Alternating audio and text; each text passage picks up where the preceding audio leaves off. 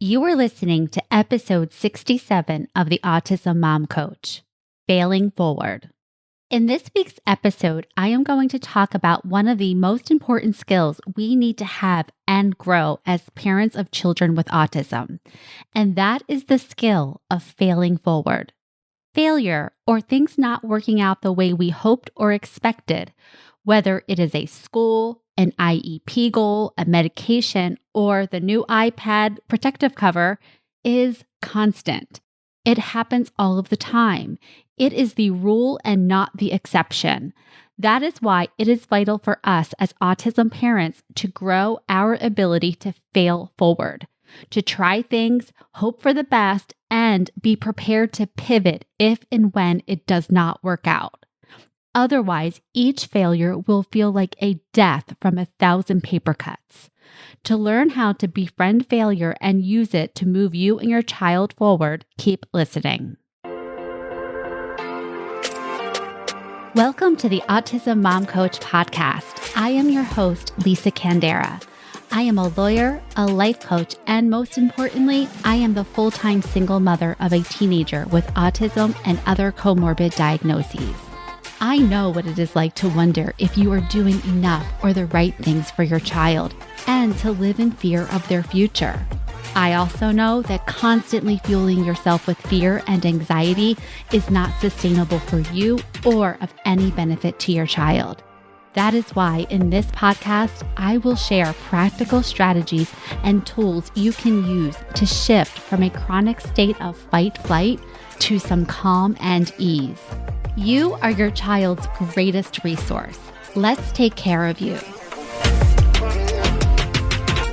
Hello, everyone, and welcome to the podcast. I hope you are doing well.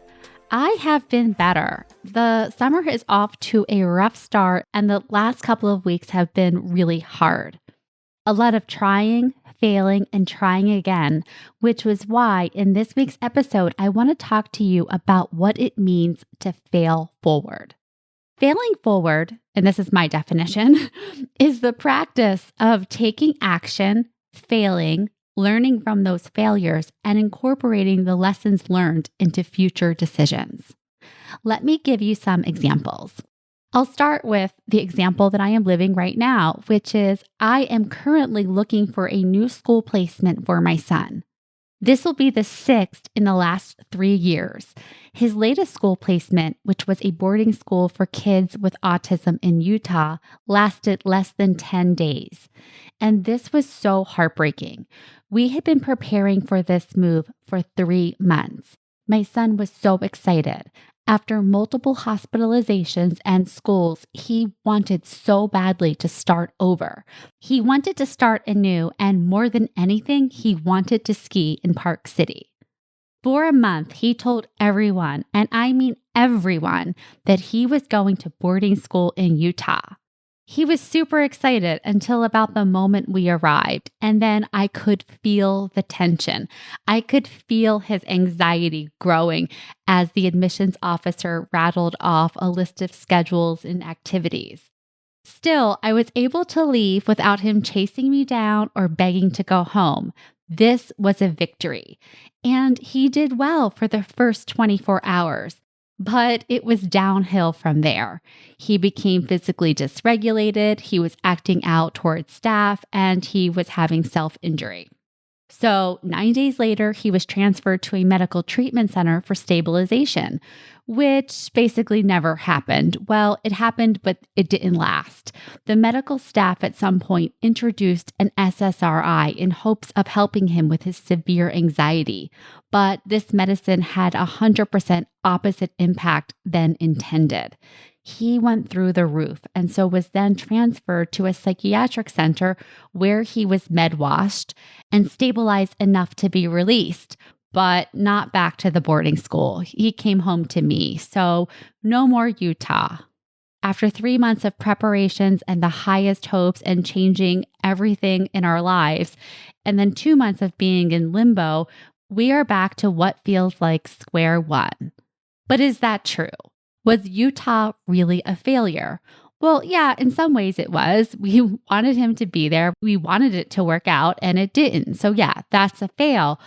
but it is a fail that we can and will learn from. This is what it means to fail forward. Failing forward encourages us to learn from our experiences and mistakes, adapt, and move forward. Failing forward is not for the faint of heart. To do this, you have to be ready to put your heart and soul into something and see it all burn down just to build it again.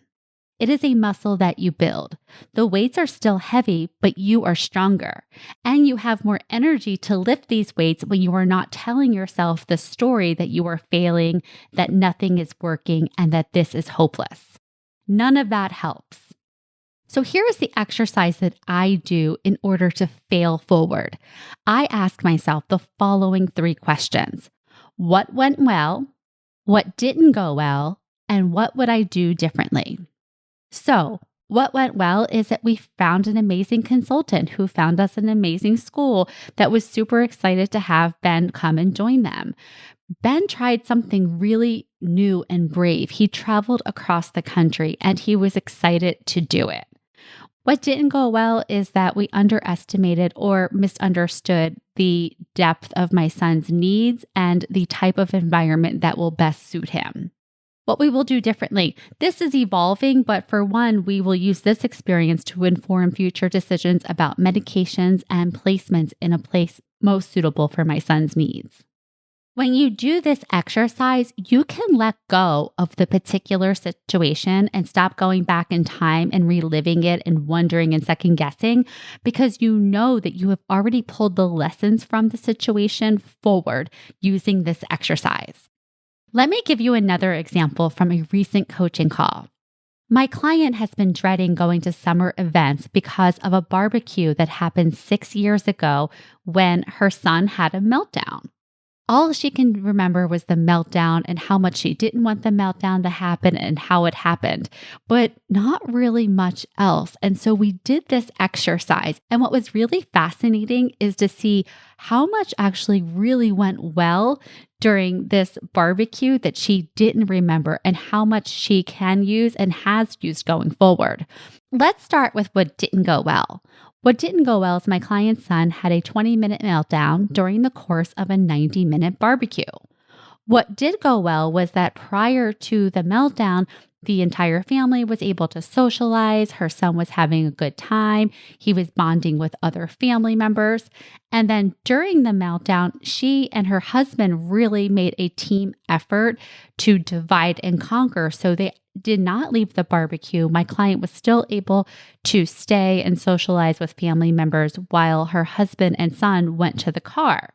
What my client would do differently is have a plan ahead of time. So instead of praying and hoping that a meltdown does not happen, she would just be prepared and have a plan with her husband as to how they would trade off and what they would do.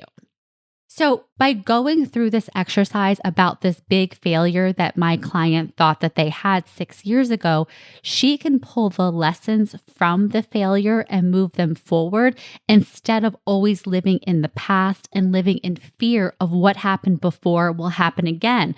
Because it might, right? Her son might have a meltdown some other time in the future, but because she has used this failure and the learnings from it to move forward, she can incorporate those lessons. So although something might happen that she doesn't prefer or doesn't like, she can handle it, even if it's not her favorite.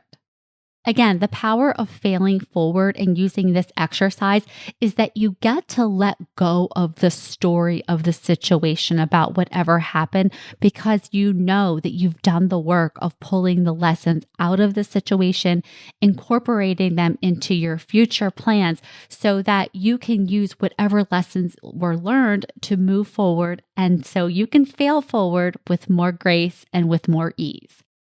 All right. Give this a try, fail forward.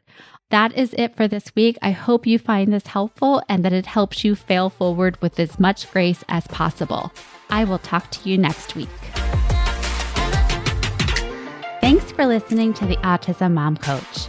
If you are ready to apply the principles you are learning in these episodes to your life, it is time to schedule a consultation call with me. Podcasts are great, but the ahas are fleeting.